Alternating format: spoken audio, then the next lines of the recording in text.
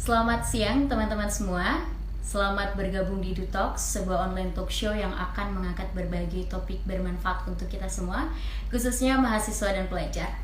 Baik, sebelumnya perkenalkan diri saya Putri Mutia yang akan memandu jalannya talk show pada hari ini. Saya informasikan bahwa talk show ini merupakan acara yang diselenggarakan oleh Duta Universitas Negeri Jakarta, dan tentunya kami akan menghadirkan narasumber yang muda, terpercaya, dan ahli dalam bidangnya. Dan pada kali pertama ini, kami akan menghadirkan dua orang laki-laki yang tentunya akan menginspirasi kita semua dengan pengalaman-pengalaman mereka. Dan untuk hari ini kami mengangkat tema Understand the Power of Studying Abroad. Baik, sebelumnya saya akan menginformasikan beberapa hal. Baik, yang pertama, Dutox nanti akan dibagi menjadi dua sesi. Pada setiap sesi akan berdurasi sekitar 50 menit, di mana masing-masing narasumber akan memberikan sharing pengalaman dan pemaparannya selama kurang lebih 40 menit, dilanjutkan dengan Q&A selama 10 menit.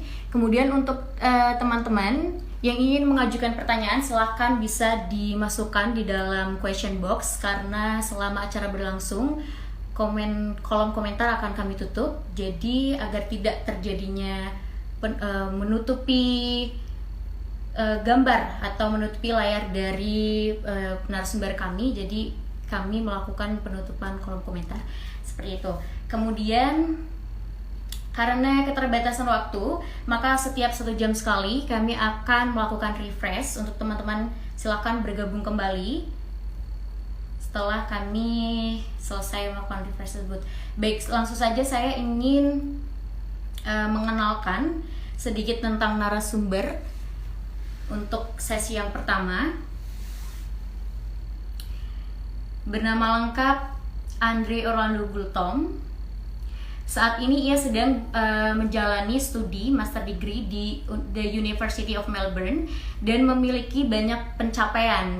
Beberapa di antaranya telah meraih beasiswa LPDP 2019, kemudian menjadi Duta Pemuda Indonesia untuk program pertukaran pemuda Indonesia-Kanada yang diselenggarakan oleh Kementerian Pemuda dan Olahraga dengan Canada World Youth tahun 2014 hingga 2015. Kemudian menjadi finalis Abang None Jakarta Timur tahun 2017 dan menjadi juara 1 Duta UNJ pada tahun 2012 hingga 2013. Untuk mengenal lebih lanjut, nanti saya akan mencoba menghubungkan dengan Kak Ando.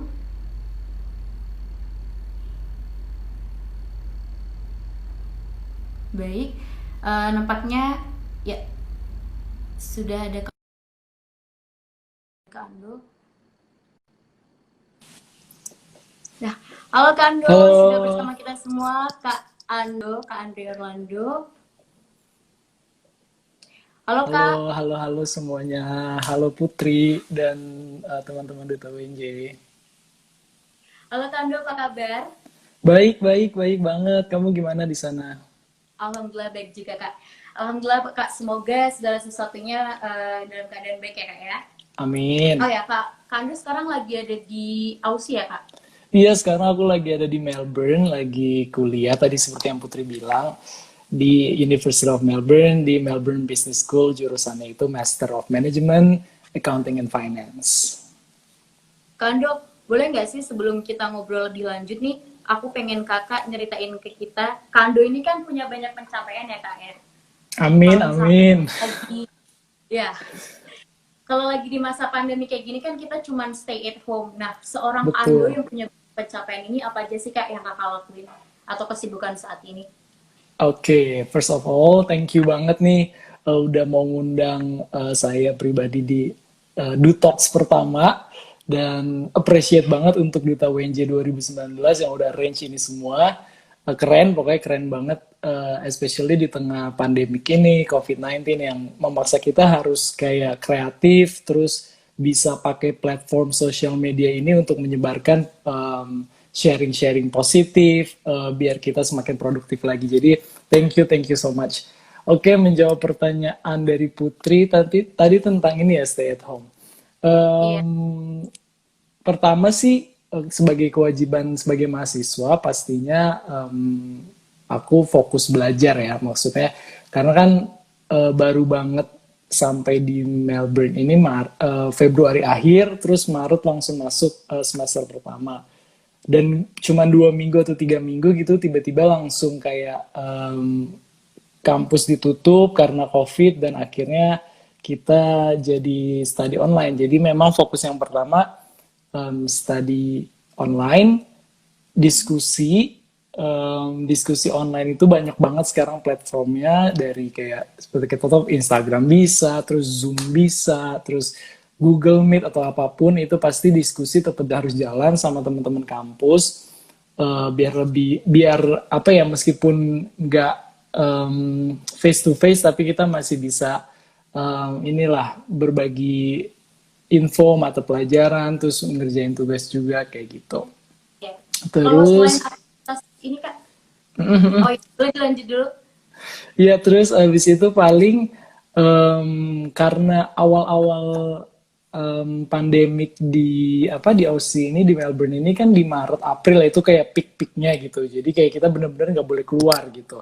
Di situ memang parah banget sih kondisi maksudnya di sini kita memang difokuskan untuk nggak boleh kemana-mana. Memang itu secara mentally terus physically juga merasa kayak capek, lelah kayak gitu karena harus nggak boleh kemana-mana. Tapi emang balik lagi sih, paling sih kegiatan-kegiatan yang bisa akhirnya membuat produktif seperti kayak tadi belajar, dan juga eh, lihat-lihat postingan-postingan yang positif sih paling yang paling jadi ini apa namanya, yang biar bisa terus menyemangati aja gitu.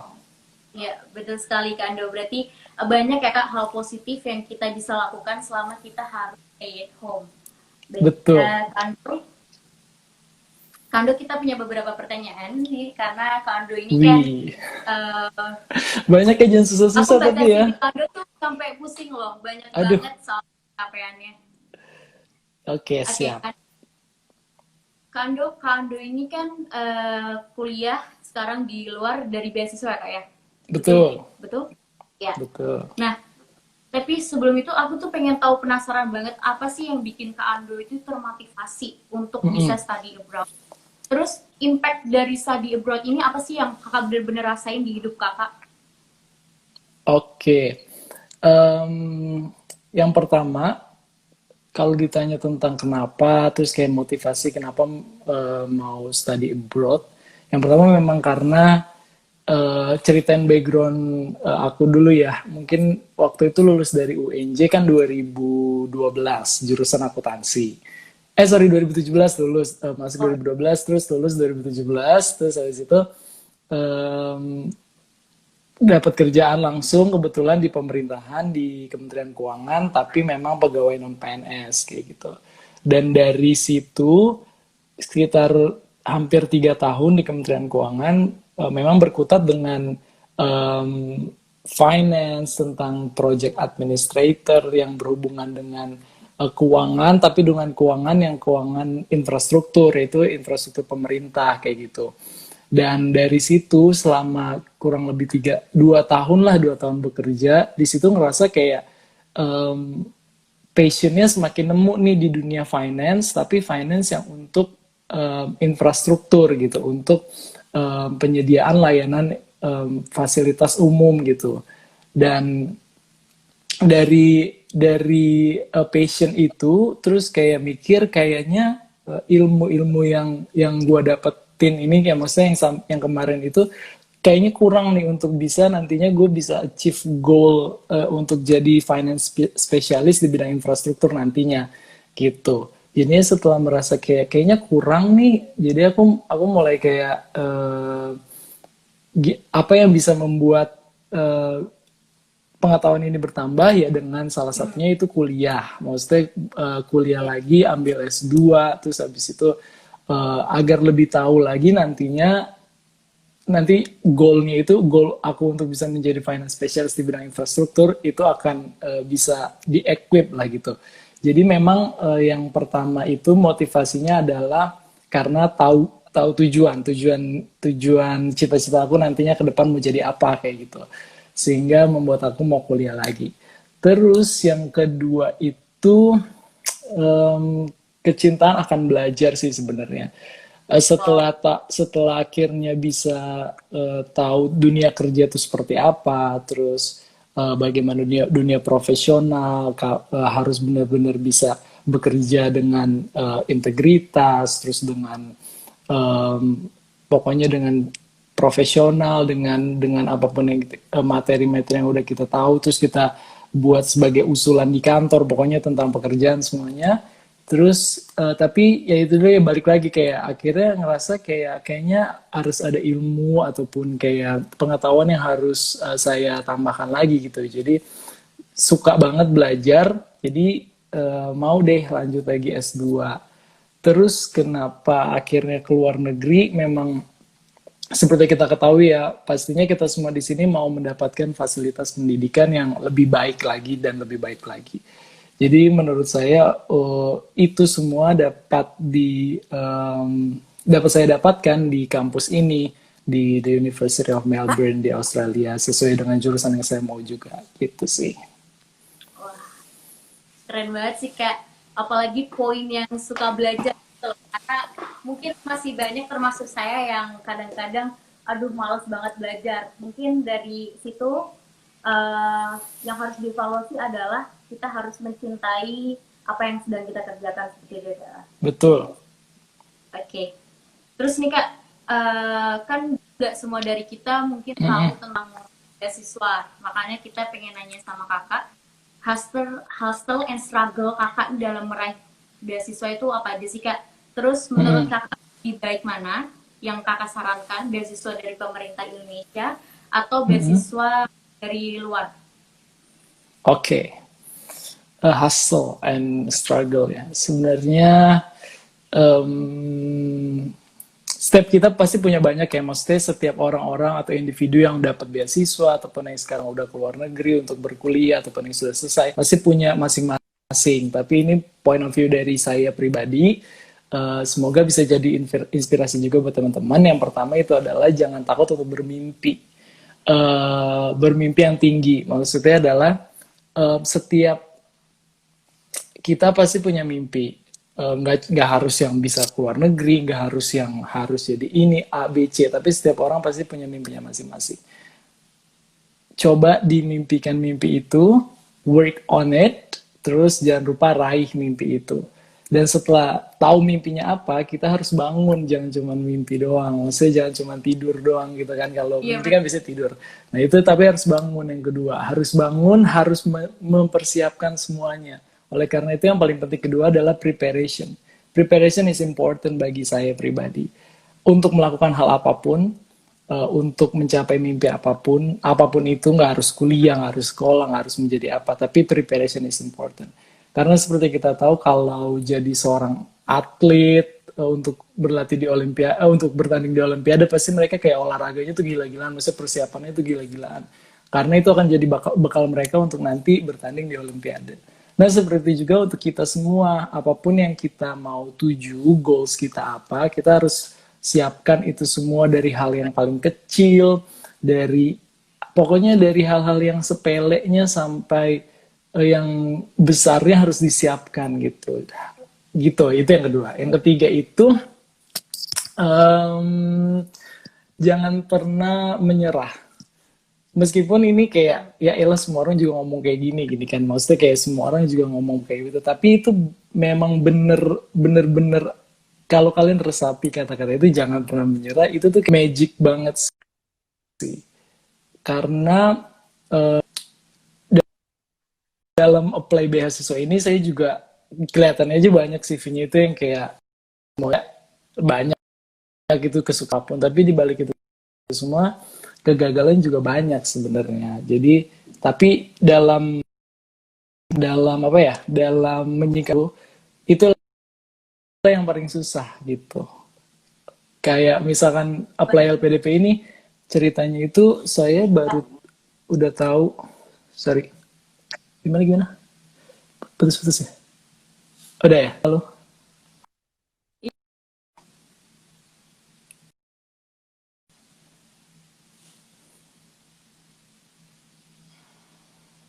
Boleh silakan dilanjut Kak. Oke. Nah, tadi yang poinnya adalah jangan pernah menyerah. Kalau cerita tentang jangan pernah menyerah itu, waktu itu saya sebenarnya ikut LPDP ini, tahu LPDP itu dari 2017. Dari 2017 itu udah kayak em, lihat-lihat, terus udah mulai sign in biodatanya, tapi memang nggak ikutan. Terus lanjut lagi di 2018. Di 2018 itu akhirnya mencoba untuk ikutan. Eh, di Oke. Nah, 2018 itu coba ikutan, tapi gagal jadi ada tahapan namanya tahapan tes apa potensi akademik itu kayak matematika dasar, terus kayak psikotes gitulah. Waktu itu gagal di 2018. Lanjut lagi di 2019 akhirnya berhasil gitu. Tapi sebenarnya untuk sampai ke 2019 itu akhirnya mau ikut lagi itu ada kayak suatu apa ya, dibutuhkan suatu encouragement gitu loh dalam diri gitu. Karena tahu mau tujuannya ke luar negeri, jadi berarti gue nggak boleh menyerah kayak gitu. Oleh karena itu, gue ikut lagi, maksudnya ikut lagi tahun dan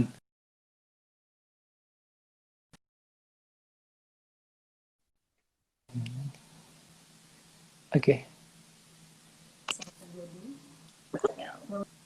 Maaf ya Kak. Ya, boleh Tapi gue jelas gak dari tadi? dilanjut lagi Kak. Dari tadi tapi Agak jelas kan ya aku yang putus-putus. ngomongnya? Ya, Gak putus-putus. Oke. Ini karena apa ya? Oke. Nah, nah itu tadi lanjut jelas. lanjut lagi. Ya, Halo? oke. Sudah tersambung? Oke. Ya. Ya, selanjutnya itu ya itu tadi intinya jangan menyerah. Terus selanjutnya adalah tekun yang terakhir. Tekun itu pokoknya kamu harus research apa aja yang kamu mau tahu jurusannya apa kalau mau ke luar negeri ya kuliahnya. Terus kira-kira ini apa yang pas untuk jurusan kamu. Terus kira-kira kampus yang mana gitu. Kan banyak tuh sekarang langsung aja lihat di websitenya ataupun di info-info yang ada di internet sekarang banyak banget. Yang jelas sih research, tekun untuk bisa mencari info-info tersebut. Gitu. Jadi ada 4 tadi. 4 poin. Berarti terus balik ke ini Kak, ke pertanyaan selanjutnya. Mana yang lebih Kakak sarankan? Beasiswa Oke. kita atau dari luar? Sebenarnya kalau LPDP itu kan memang dari pemerintah Indonesia, kalau AAS itu dari pemerintah Australia, Australian Awards. Bedanya adalah kalau AAS kan memang dia khusus di Australia aja kan, tapi banyak pilihan negaranya sebenarnya.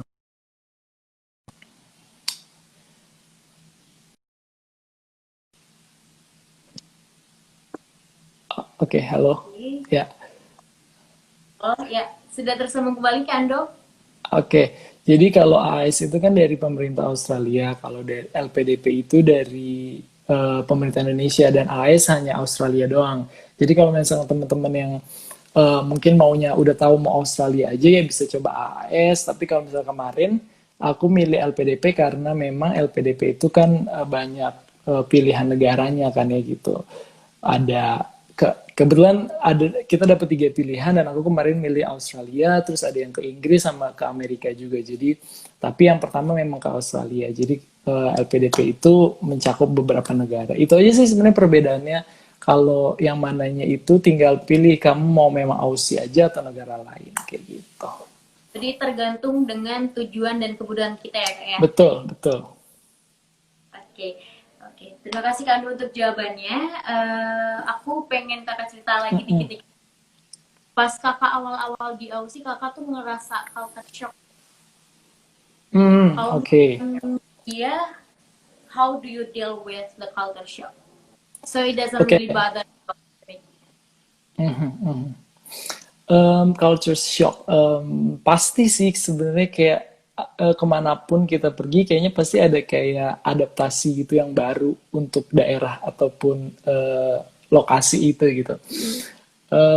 Tapi karena memang mungkin udah karena dibekali dengan pengalaman keluar negeri sebelumnya waktu itu ke Kanada kan.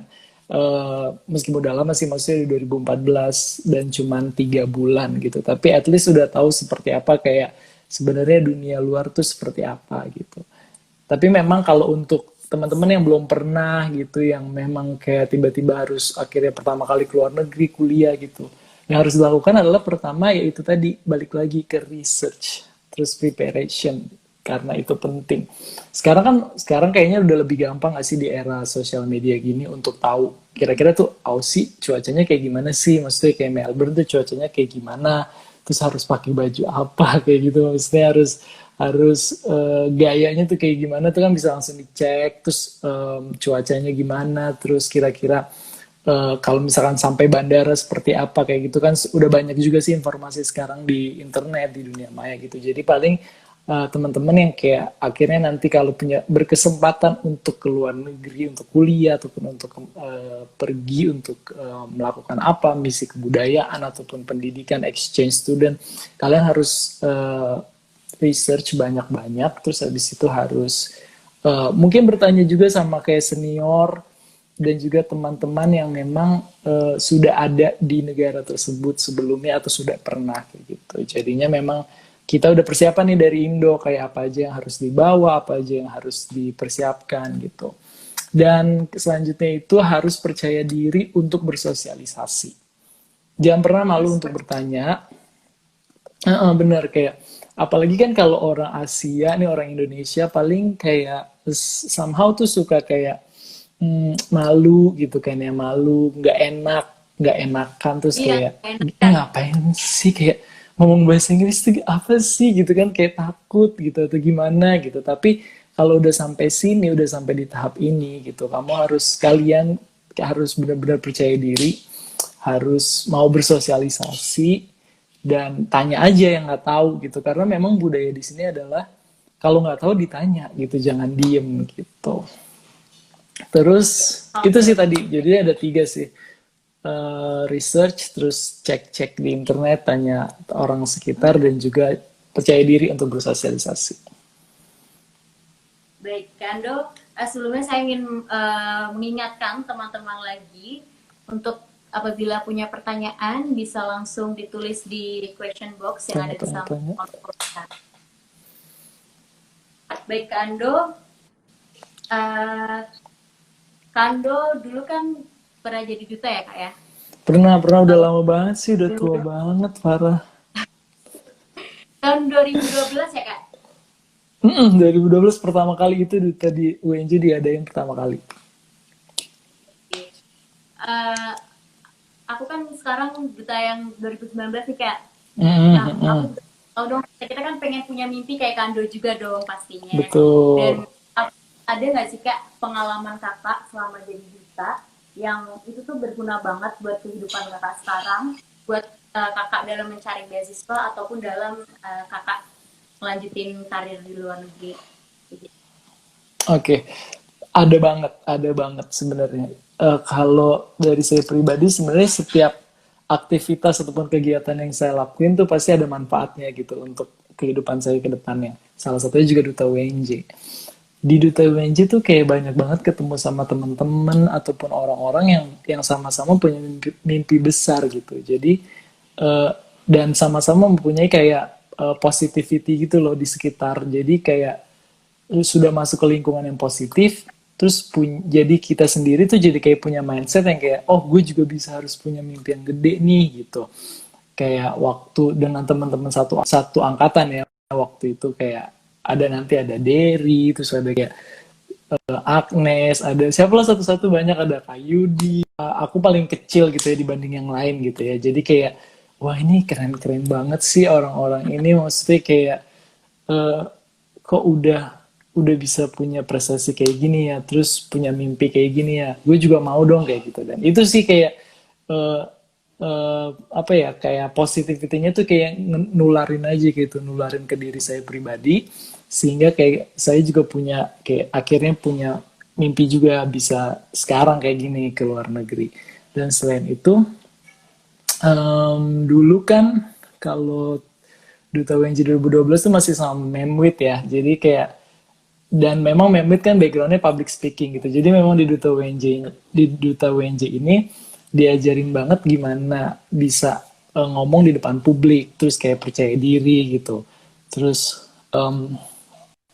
bisa LO kayak gitu. Maksudnya kayak mungkin yang kita pikir itu simple things gitu, tapi itu berguna banget sih sama sama kehidupan. Maksudnya sama kita dulu lah sampai sekarang gitu. Jadi bisa nggak malu ngomong, terus kayak nggak malu untuk mengutarakan pendapat, terus ngomong bahasa Inggris itu pelan-pelan lah semuanya, itu dari awalnya tuh dari Duta WNJ sih.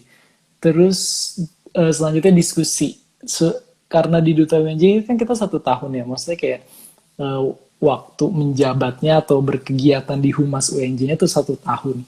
Jadi pasti banyak banget kayak ruang-ruang diskusi yang dibuka untuk tentang kampus, terus tentang apa yang terjadi di sekitar, terus bagaimana gitu. Jadi eh, ngajarin saya pribadi juga untuk bisa berdiskusi gitu sama yang lain, sehingga kayak kita punya pemikiran-pemikiran, ide-ide yang baik gitulah untuk bisa disumbangkan gitu.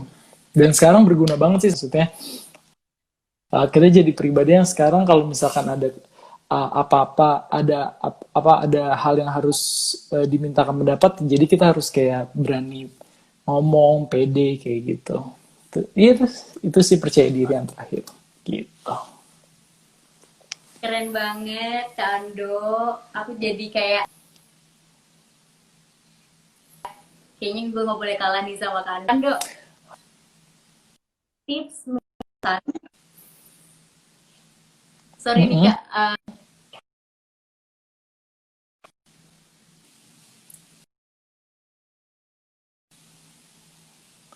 Gimana gimana? dan cukup stabil baik kan ya, tips dalam memilih jurusan. Apalagi kan kalau misalnya di luar negeri itu jurusannya kan nggak kayak di Indonesia ya Kak, lebih Mm-mm. banyak.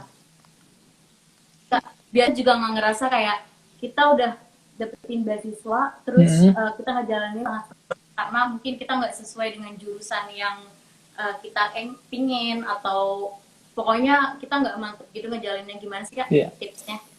Oke, tips memilih jurusan itu sebenarnya sama aja kayak menimbulkan, sama kayak yang tadi pertanyaan tentang gimana, kenapa sih motivasi Kak Ando mau ya lagi, sebenarnya sih kurang lebih sama, cuman gue emphasize lagi,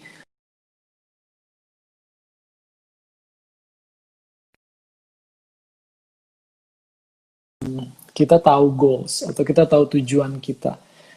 Mau apa sih sebenarnya, cita-cita kamu setelah lulus kuliah, terus sebenarnya mau ngapain gitu, mau jadi dosen atau mau jadi apa kayak accountant, terus mau jadi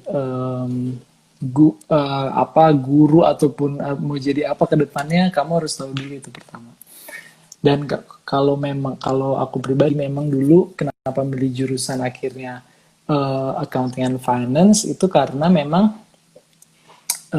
dulu kan memang balik lagi ke backgroundnya sempat kerja di Kementerian Keuangan, terus menangani masalah keuangan di infrastruktur di Indonesia gitu. Dan ada spesifik yang memang aku benar-benar mau capai setelah lulus kuliah dan setelah kerja nanti ke depannya. Untuk jadi finance specialist. Untuk menuju ke sana gitu, untuk menuju ke finance specialist kayaknya cocoknya jurusan yang harus aku ambil itu adalah finance dong tentunya kayak gitu. Nah, karena dulu sempat ada background accounting dan aku rasa accounting itu masih ada related ke finance-nya juga. Jadi aku milih untuk eh, cari accounting dan finance dua-duanya. Dan setelah tahu jurusannya apa, baru kamu cari kampusnya yang mana. Eh, Kamu bisa cari di kayak lembaga-lembaga yang suka ranking kampus gitu kan, pasti kelihatan tuh mana yang kampus yang bagus dari apalah QS ranking ataupun dari ranking-ranking yang ada, kamu cek di situ kira-kira yang mana yang kampus-kampus yang memang top-top itu yang ada jurusan yang kamu mau. Setelah itu baru coba cari deh di apa biasanya kalau di website universitas luar negeri itu udah lengkap banget ada, jadinya semuanya udah dijelasin di situ. Jadi kamu harus cari satu-satu beneran ada atau enggak. Bener tadi kata kamu kan banyak banyak banget jurusannya. Jadi harus benar-benar dilihat satu-satu silabusnya kayak gimana, objektifnya kayak gimana, kayak gitu. Terus kira-kira outcomes-nya apa dari mata kuliah itu. Jadi kamu harus cek satu-satu setelah kamu akhirnya tahu apa yang mau kamu ambil jurusannya. Lalu selanjutnya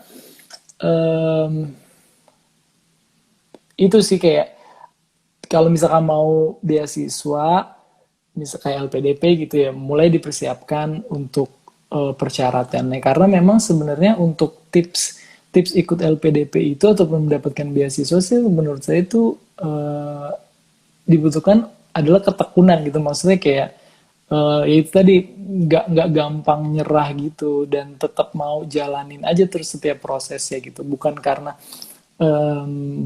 mungkin kayak kepikiran bahwa wah Kak Ando tuh pinter banget kayak akhirnya dapat, sebenarnya kayak ya pasti di atas awan masih ada awan gitu, maksudnya di atas langit masih ada langit, jadi maksudnya kayak em, yang penting tuh kamu mau gitu cari tahu terus mau persiapin, karena kan dokumennya banyak banget gitu kalau beasiswa tuh kan kayak harus dari ini A B C D, jadi harus dipersiapkan semua satu-satu, harus harus teliti, dan kalau gagal coba lagi. Terus kalau misalkan tips wawancara nih, kalau wawancara LPDP kita harus siapin dulu lah listnya satu-satu, terus kalau ngomong di record, jadi kayak ngomong sendiri gitu, dianggapnya di depan ada pewawancara gitu, bisa kayak gitu. Pokoknya harus dilakuin sebagaimana biar kamu bisa siap pada saat hari H gitu. Itu kalau mau beasiswa ya. Dan tentunya kalau Nah, LPDP ini, ya, Panu boleh nggak sih kalau aku nanya apa aja sih pertanyaan yang biasa ditanyain kalau misalkan kita lagi oke. apply buat beasiswa? Biasanya sih kalau, nah itu dia tadi aku mau nyambung lagi, kalau misalkan LPDP karena beasiswanya dari pemerintah, yang akan ditanya itu memang ultimate questionnya itu apa kontribusi yang akan kamu lakukan untuk Indonesia setelah menyelesaikan studi. Itu sih yang paling ultimate questionnya kayak kalau ditanya. Dan ya kamu harus tahu gitu, bukan karena mau ikut-ikutan atau bukan karena mau keluar negeri aja deh gitu, mau kayak aduh udah bosen kerja terus mau keluar mau belajar aja deh gitu. Nggak kayak gitu gitu, jadi harus tahu dan memang yang kamu tulis itu apa yang akan kamu lakukan nanti setelah kuliah gitu, setelah kuliah betul. Kalau misalkan aku pribadi kan memang yang tadi aku bilang kayak aku ingin kontribusi di bidang keuangan di Indonesia setelahnya gitu. Baik bekerja di BUMN pemerintah ataupun di multinasional di Indonesia, tapi at least berhubungan dengan keuangan di pemerintah gitu. Itu sih paling pertanyaannya. Terus habis itu sama kelebihan kamu apa, kekurangan kamu apa. Karena pribadi yang kalau aku belajar ini maksudnya kayak pribadi yang sukses gitu ke depannya adalah pribadi yang mengenal dirinya sendiri kayak gitu. Apa yang menjadi kelebihannya, apa yang menjadi kekurangannya. Dia tahu bagaimana dia menghadapi suatu hal, bagaimana dia tak kurangnya ini, terus berarti gue harus perbaikinya gimana ya kayak gitu. Itu sih menurut saya yang paling harus diketahui, itu sangat psikolog banget sih. Dan waktu itu fun fact juga sih, maksudnya fun fact waktu wawancara LPDP adalah salah satu pewawancaranya itu eh, dosen, maksudnya dekan dari FEUNJ, dan itu kayak nggak tahu, kayak nggak nggak ada kepikiran di aku tuh kayak ini tuh pewawancaranya akhirnya dari UNJ juga gitu, dan gitu. Tapi aku pas waktu wawancara bener-bener profesional banget, maksudnya kayak em, pernah kenal meskipun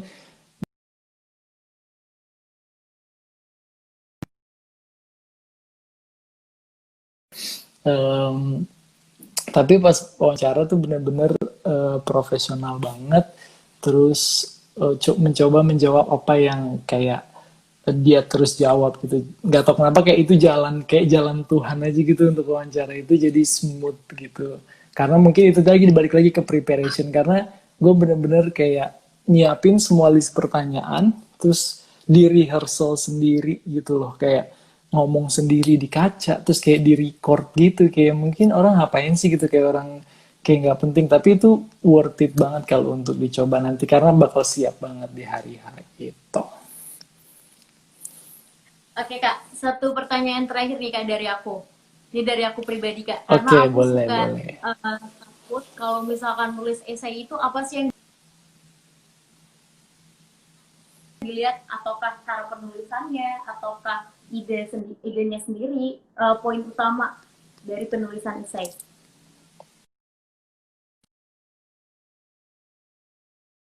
Ya, pribadi mungkin dikoreksi teman-teman yang lain yang jago.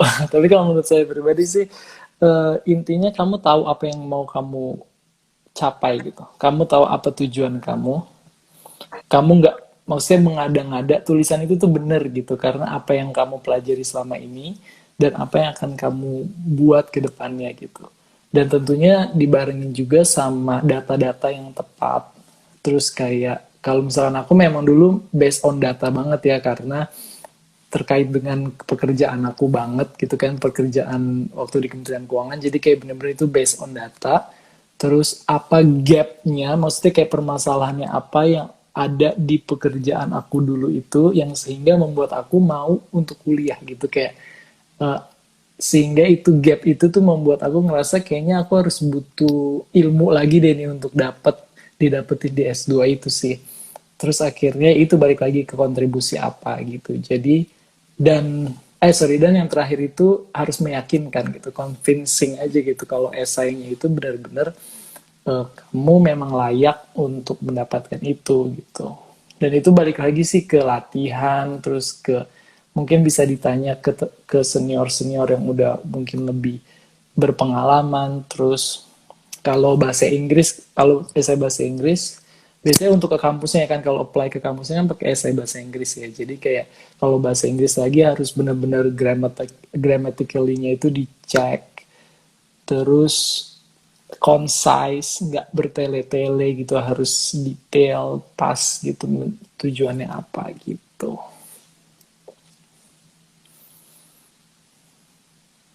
Gitu sih Oke, Put. Kando, terima kasih untuk jawab. Ya, oh masih mau dilanjut? Oke, Cukup, oke cukup. Kando. Eh, abis ini kita langsung ke sesi tanya jawab aja. Udah ada beberapa pertanyaan ternyata Kando. Oke, Boleh, aku coba boleh. pilih beberapa pertanyaan ya. Oke. Ah, pertanyaan pertama dari Arya Pam. Tips bikin motivation letter sama dapetin recommendation letter dong Kak. Oke. Oke. Kalau Kando udah baca, aku bakal ilangin ininya Kak, biar nggak nutupin. Oke, udah. Oke. Kalau motivation letter ya, motivation letter itu hmm, kurang lebih itu kan biasanya motivation letter itu untuk ke kampusnya ya, untuk waktu eh, kita mau apply ke kampus. Tipsnya adalah pertama, balik lagi sih ke yang tadi. Mungkin bosen ya dengernya, kayak kita tahu Kando tujuan. maaf, sorry aku potong. Ada Hmm? sedikit eh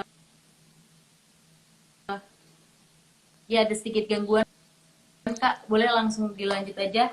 Agak menutupi. Halo, Kando?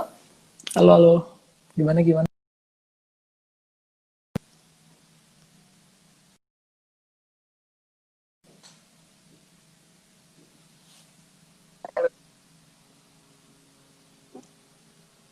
Ya, Kando. Iya,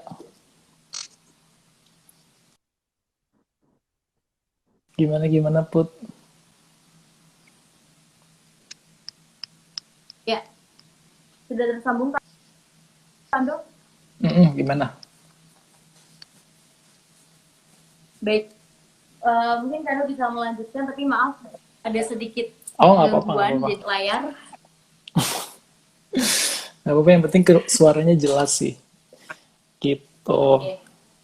Jadi, kalau tipsnya itu, ya itu lagi sih tadi, tipsnya balik lagi ke kalau kalian harus tahu apa yang menjadi tujuan kalian, apa yang mau kalian mau pilih jurusan itu gitu. Biasanya motivation letter kan untuk kampus ya.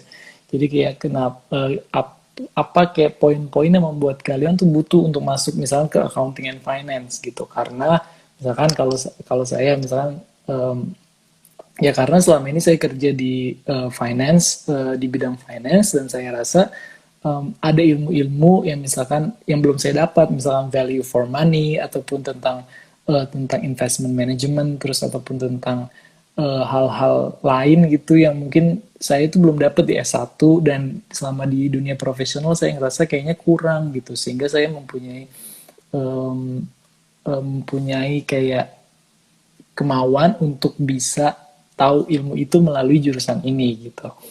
Dan pasti sebalik lagi ke akhirnya nanti setelah mau tahu info apa maksudnya ilmu-ilmu itu akhirnya mau jadi apa gitu maksudnya mau menjadi profesional di bidang apa di akhirnya itu untuk motivation letter.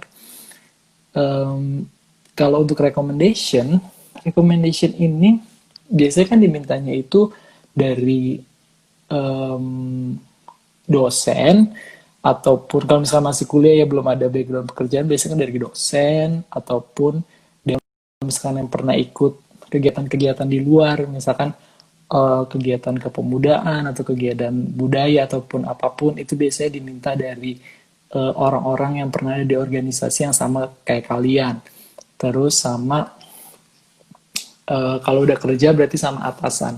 Kalau sarannya itu untuk dapat recommendation letter adalah kamu jalin hubungan yang baik terus dengan orang-orang yang pernah ada di organisasi yang pernah kamu ikutin. Misalkan kayak di itu duta WJ, misalkan kayak di duta WJ deket sama misalkan sama menjalin relasi yang baik juga meskipun udah keluar dari duta WNJ tapi dengan kepala humas UNJ-nya ataupun dengan nanti ada dengan rektor ataupun dengan wakil rektor yang kenal kamu secara pribadi itu harus tetap dikip relasi yang baik karena nanti suatu saat kamu akan bisa nanya misalkan kayak bapak atau ibu gitu ingin berkuliah terus sehingga saya membutuhkan recommendation letter seperti saya kayak gitu kurang lebih atau yang udah bekerja biasanya kalau udah bekerja itu berarti sama atasannya biasanya kalau sama atasannya kalau langsung karena udah tahu kehidupan pribadi maksudnya sehari-hari gitu bekerja bersama pastinya itu lebih mudah sih kalau dengan atasan itu tetap uh, kalau dibutuhkan dari beliau-beliau tuh langsung aja tanya gitu dan juga minta rekomendasinya gitu. Baik, Andrew, terima kasih. Semoga pertanyaannya bisa menjawab. Masih ada beberapa pertanyaan lagi, Kando. Boleh, boleh.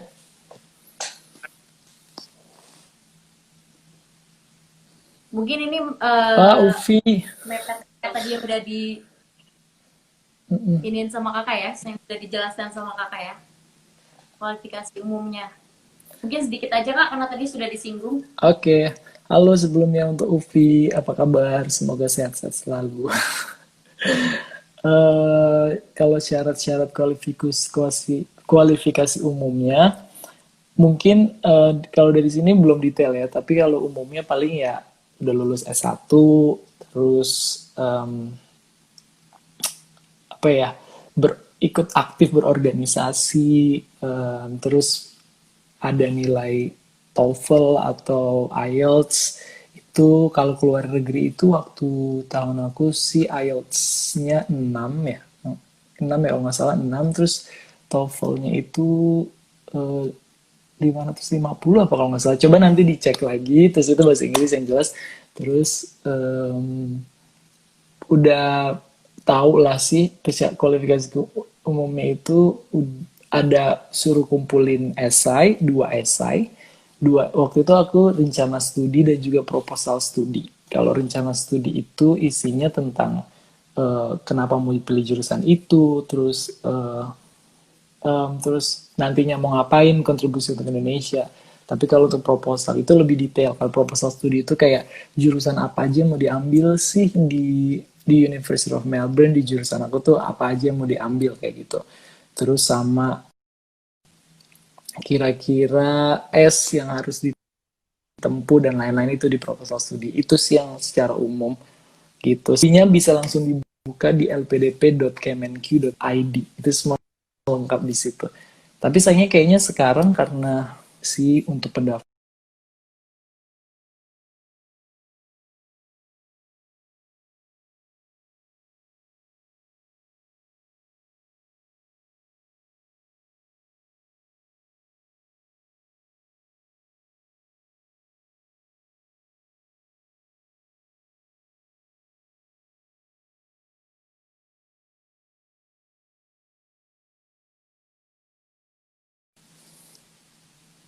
lanjut Put.